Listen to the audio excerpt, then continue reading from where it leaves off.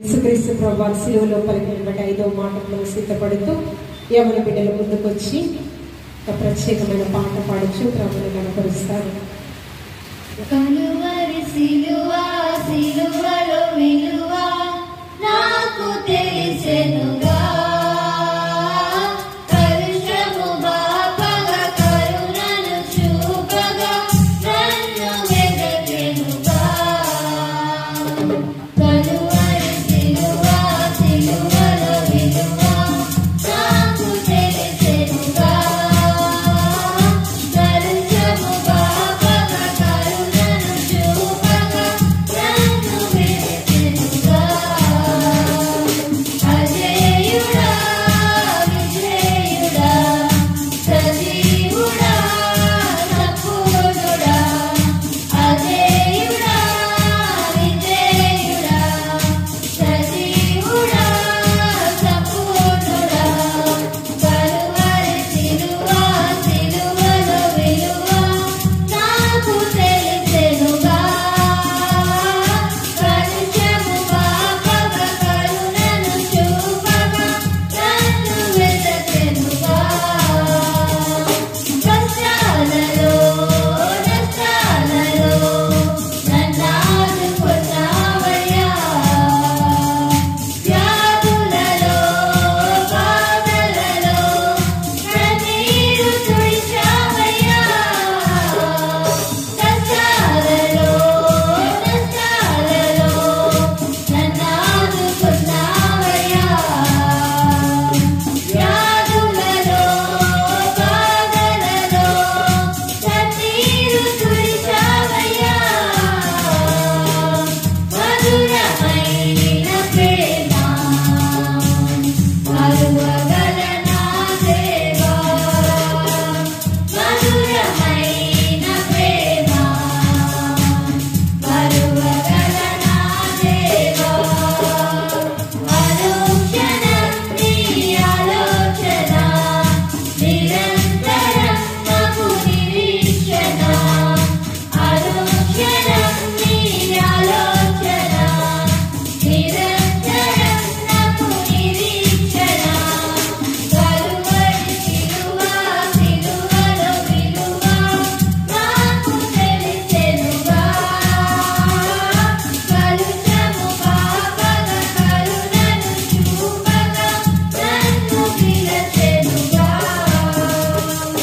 పాపానికై శాపానికై నీ రక్తాన్ని కాచావయ్యా, దోషానికై ద్వేషానికై మరణించి లేచావయ్యా. పాపానికై శాపానికై నీ రక్తాన్ని కాచావయ్యా, దోషానికై ద్వేషానికై మరణించి లేచావయ్యా.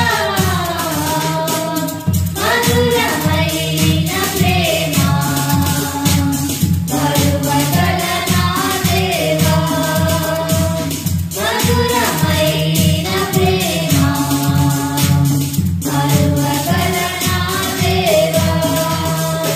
అనుక్షణం నీ ఆలోచన నిరంతరం నాకు నిరీక్షణ, అనుక్షణం నీ ఆలోచన నిరంతరం నాకు నిరీక్షణ. కలువరి సిలువ సిలువలో విలువ నాకు తెలిసెనుగా, కరుషము బాపగా కరుణను చూపగా నన్ను వెదకెనుగా. హల్లెలూయా. యేసుక్రీస్తు ప్రభువును శిలువలో పలికినటువంటి సజీవ వాక్కు 5వ వాక్యం చేద్దాము. ఈ వాక్య భాగము యోహాను సువార్త 19వ అధ్యాయం 8వ వచనం. కుమార్తె ప్రిస్కిల్లా వచ్చి చదివించవలసిందిగా ప్రభు పేట ఆహ్వానిస్తూ ఉన్నాను. 5వ మాటగా యోహాను సువార్త 19వ అధ్యాయము 28వ వచనం. అటు తర్వాత సమస్తమును అప్పటికి సమాప్తమైనదని యేసు ఎరిగి లేఖనము నెరవేరునట్లు నేను దప్పికొనుచున్నానని ఈ చిన్న పరిశుద్ధ వాక్యం దేవుడు మనందరి వినికిడిలో దీవించుగాక. ఆమేన్. ఇక వాక్యం కొరకు అమూల్య వచ్చి ప్రార్థించవలసిందిగా ప్రభు పేట ఆహ్వానిస్తూ ఉన్నాం. స్తోత్రం స్తోత్రం స్తోత్రం స్తోత్రం స్తోత్రం స్తోత్రం స్తోత్రం మొదలుస్తున్నాను తండ్రి. గత కాలమంతా మమ్మల్ని మీరు ఎక్కువ శాతం కాచి కాపాడని విధానాన్ని బట్టి మీకు వేలాది వందనాలు తండ్రి. యేసయ్యా ఆయన తండ్రి మీరు స్థానం తండ్రి శుక్రవారం తండ్రి ఆయన తండ్రి మందిరం కూడా తండ్రి మీ సన్నిధిలో తండ్రి చూపించి ఆలోచించే కాదు మా తండ్రికి అనుగ్రహించినందుకు మీకే వేలాది వందనాలు తండ్రి. ఆయన తండ్రి వచ్చిన ప్రతి ఒక్క అవసరాన్ని దీవించే తండ్రి. ఆయన తండ్రి వచ్చిన ప్రతి ఒక్క పెట్టుకు పేరు మీరే దీవించి ఆశ్రయించిన తండ్రి. ఆయన తండ్రి వాళ్ళ అవసరాన్ని మీరే తోడించి సాయం చేస్తున్నాను తండ్రి. ఆయన తండ్రి ఎవరైతే తండ్రి ఈరోజు ఉపవాసం ఉంది నాయన తండ్రి నేను ప్రార్థిస్తున్నాను తండ్రి. ఆయన తండ్రి వారి మనవులు మీరే వినండి తండ్రి. మీకే వేలాది వందనాలు తండ్రి. ఆయన తండ్రి సిలువ పైన తండ్రి పడుతున్నాను తండ్రి 7 మాటలు తండ్రి నేను పిలిచిండగా తండ్రి. ఆయన తండ్రి అది మర్చిపోయినాను తండ్రి. ఆయన జ్ఞాపకం చేసుకున్న భాగ్యం మాకు దయచేయండి తండ్రి. ఆయన తండ్రి 5వ మాటగా తండ్రి ఇప్పుడు ఏదైతే మాట్లాడుకోవచ్చున్నావో తండ్రి అది విని గ్రహించే మనసును మాకు దయచేయండి తండ్రి. ఆయన తండ్రి ఎప్పుడైతే ఈరోజు మీ ఆరాధన జరుపుతున్నారో తండ్రి అక్కడ మీరుండి నడిపించండి తండ్రి. మీ ఆరాధన అంతా మీకు ఇంకొకరంగా జరిపించుకోండి తండ్రి. ఈ చిన్ని ప్రార్థన యేసునామములో నడుచున్నాం తండ్రి. ఆమేన్. 5వ వాక్కు లేఖనములను నెరవేరినట్లు సమాప్తమైనదని ఈ సేవికి నేను దప్పిక గురించున్నాను. దప్పిక గురడం గురించి మనం ఆలోచన చేసినట్లయితే నా తండ్రి చిత్తము నెరవేర్చుటయే నాకు ఆహారము పానీయమై ఉన్నది అని యెరూషలేము దేవాలయంలో మరియమ్మ తల్లి యోసేపు ఇరువురు కూడా యేసుక్రీస్తు ప్రభువాన్ని ఆహారం పెట్టుటకు వెతుకులాడుచూ ఉన్నారు. నా కుమారుడా ఎక్కడికి వెళ్ళిపోయావు అని వారు ఆందోళన చెందుతూ ఉన్నారు. ఎక్కడ తప్పిపోయాడేమో అని చాలా స్పష్టంగా మాట్లాడాడు. నా తండ్రి చిత్తము నెరవేర్చుటయే నాకు ఆహారము పానీయమై ఉన్నదని మీరు ఎరుగరా. యేసుక్రీస్తు ప్రభువారు సృష్టిని నిర్మించిన వాడు, సృష్టికర్త. సృష్టిలో ఉన్న సమస్తము ఆయన ద్వారానే కలుగు చేయబడేది. ఆదియందు వాక్యం ఉండెను, వాక్యము దేవుడై ఉండెను. ఆ వాక్యమే శరీరధారిగా కృపాసత్య సంపూర్ణుడిగా మన మధ్య నివసిస్తూ ఉన్నది. వాక్యమయ్యున్న దేవుడు కదా. దప్పిక కొలుచున్నాను యేసుక్రీస్తు ప్రభువు అంటే నీటి కొరకు మాట్లాడుచున్నారా? సరే, మనం ఆలోచన చేసినట్లయితే పేతురు గారు రాసిన 2వ పత్రిక 3వ అధ్యాయము 10వ వచనం. 3వ అధ్యాయము 10వ వచనం. అయితే ప్రభు దినము దొంగ వచ్చినట్లును వచ్చును. ఆ దినమున ఆకాశములు మహాధ్వనితో గతించిపోవును. పంచభూతములు నిక్కటమైన వేండ్రముతో లయమైపోవును. భూమియు దాని మీదనున్న వృక్షములను కాలిపోవును. నూతన యెరూషలేము అంటే ఈ లోకమును లయము చేసి ఒక క్రొత్త నూతన యెరూషలేమును మన మధ్య స్థాపిస్తానని ఆయన వాగ్దానం ఇస్తూ ఉన్నాడు. ఎప్పుడు? ప్రభు దినం వచ్చినప్పుడు, 2వ రాకడలో ఏమవుతుందంటే పంచభూతములు వేండ్రముతో లయమైపోతాయంట. భూమి మీద ఉన్న వృక్షములన్నీ, ఆకాశ నక్షత్రములు, జలచర జీవరాశులు అన్ని కూడా లయమైపోతూ ఉంటాయంటూ ఉన్నాడు. అంటే పంచభూతములు మహావేంద్రముతో లయమైపోతూ ఉన్నాయంట. పంచభూతములంటే ఆకాశము, గాలి, నీరు, భూమి, అగ్ని కదా. వాటిలో ఒకటి ఏంటి? నీరు కదా. నోటి మాట ద్వారా సృష్టి అంతటిని కూడా కలుగును గాక అంటే కలిగింది. ఎలా కలిగింది?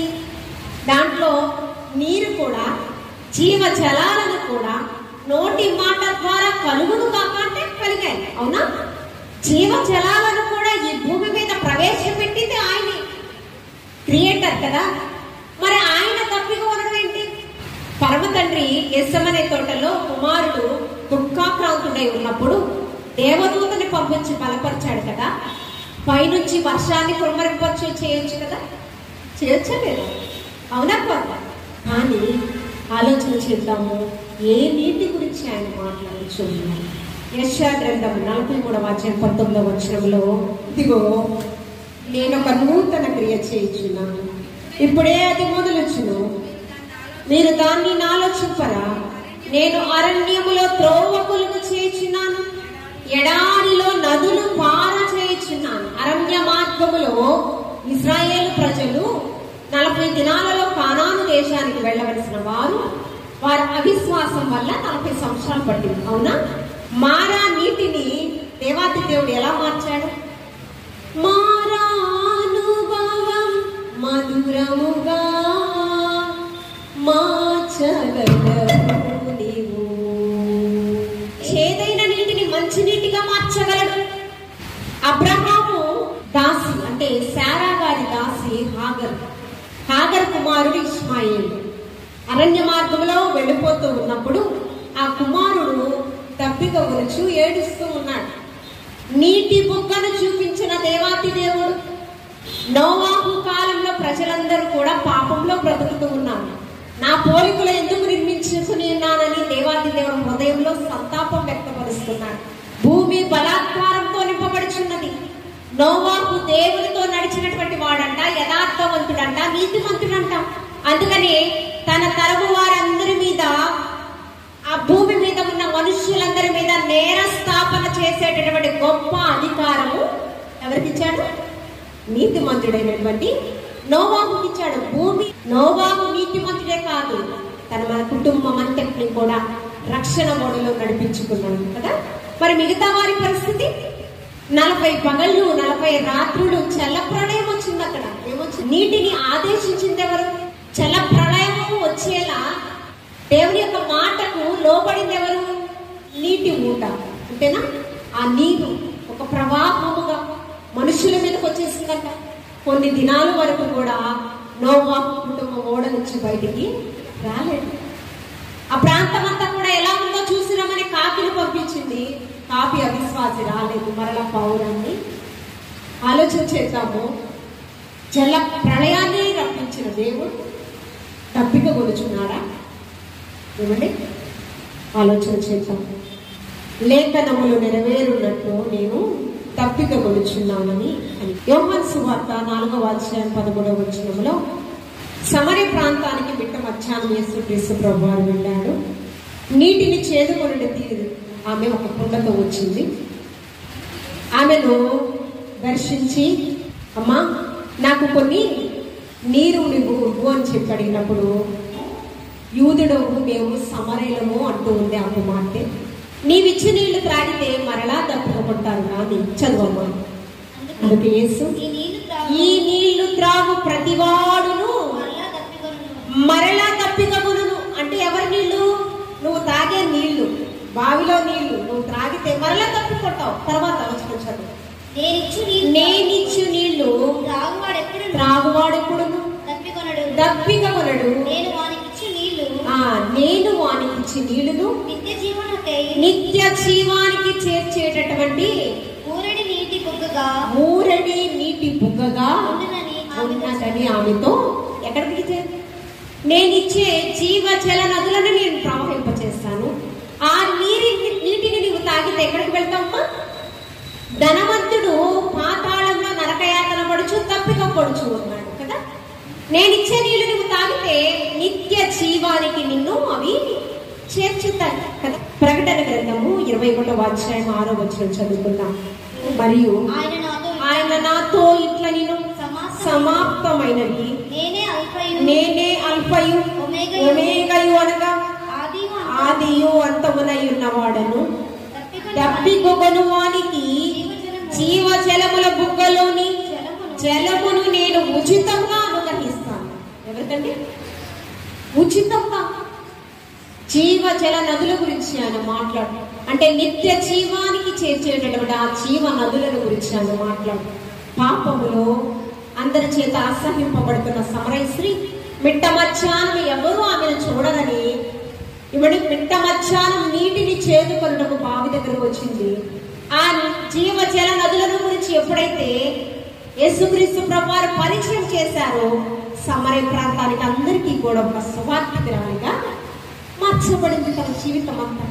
ఇవ్వండి, ఇది ఉచితంగా ఇచ్చింది కదా. కాబట్టి యేసుక్రీస్తు ప్రభువారు తప్పిక కొలుచున్నాడంటే ఆత్మల దాహంతో ఆయన ఉన్నాడు. ఆత్మల దాహంతో ఆయన ఇంకా ఉన్నాడు. మరణ పర్యాంతం వరకు ఉంటాడు. అందుకనే రెండవ దొంగ నీ రాజ్యంలో చేరేటప్పుడు జ్ఞాపకం చేసుకో ప్రభు అంటే వెంటనే అభయాన్ని ఇచ్చాడు. నేడు నీవు నాతో పరదేశిలో ఆత్మల దాకా ఉన్నాడు. ఎప్పటి వరకు ఆ కార్యాన్ని నెరవేరుస్తూ ఉన్నాడంటే ఆయన మరణ పర్యాంత వరకు కూడా కార్యాన్ని. ఇకనైనా మనం మార్పు చెందుతామేమోనని లోకంలో ఉన్న ప్రజలు, మనము కూడా రక్షణను స్వీకరించినటువంటి వారు నేడే అనుకూల సమయం, అనుకూల తరుణం. రేపటి దినం అది కాదు. మొన్నటి దిన నేను బాబుకు బాప్తిసం గురించి ఆలోచించేసినప్పుడు ఇప్పటి వరకు హాస్టల్లో ఉన్నాడు కదా, హాస్టల్లో ఉన్నాడనే ఒక రీజన్ బట్టి ఎక్కువగా దేవుని యొక్క వాక్కులు తెలుసుకోలేదు కదా. వచ్చిన ప్రతిసారి ఆ చెవిలో జోరిగలాగా దేవుని వాక్యాలు చెప్తూనే ఉంటాను, వాళ్ళతో చెప్పిస్తానే ఉంటాను. సాత్విక్ ఏంటమ్మా రాక వస్తాము అని 2-3 సందర్భాల్లో కూడా అన్నాడు. అవి కూడా నిజంగా ఎప్పుడు చెప్తూనే ఉంటాను. కానీ బాప్తిసం నేడే అనుకూల సమయం, రక్షణ దినం. ఎందుకంటే రేపటి దినం మనది కాదు కదా. ఇప్పుడే యేసయ్య రెండవ రాకడైతే రక్షణ నిజంగా క్రీస్తుని సొంత రక్షకుడిగా తీసుకోకపోతే మన పరిస్థితి ఏంటి? కానీ ఒకటి నలుగగొట్టబడాలి, వాక్యానుభవంలో వాడు ఉండాలన్న ఒక్క రీజన్ బట్టే నేను ఆగాను. కాబట్టి మనము కూడా మనల్ని కూడా మనము సొంత రక్షకుడిగా అంగీకరించాలి కంప్లీట్గా. బాప్తిసం అంటే ఏంటి? మన పాత జీవితం సమాధి చేసి ఒక క్రొత్త జీవితం కదా.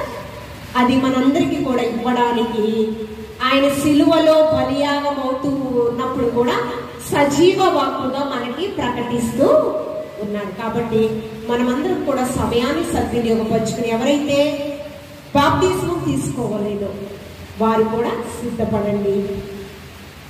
ఈస్టర్ మాసంలోనే తీసుకోవాలని కాదు, ఎప్పుడు మీకు మనసులో ప్రేరేపితమైతే ప్రభా నేను సొంత రక్షకుడిగా నేను అంగీకరించుకుంటాను ప్రభా అని తీర్మానం తీసుకుని నువ్వు నీ పాత జీవితం అంతా కూడా సమాధి చేసి బాప్తిసం ద్వారా ఒక క్రొత్త జీవితం ఇవ్వడానికి దేవుడు సిద్ధంగా ఉన్నాడు.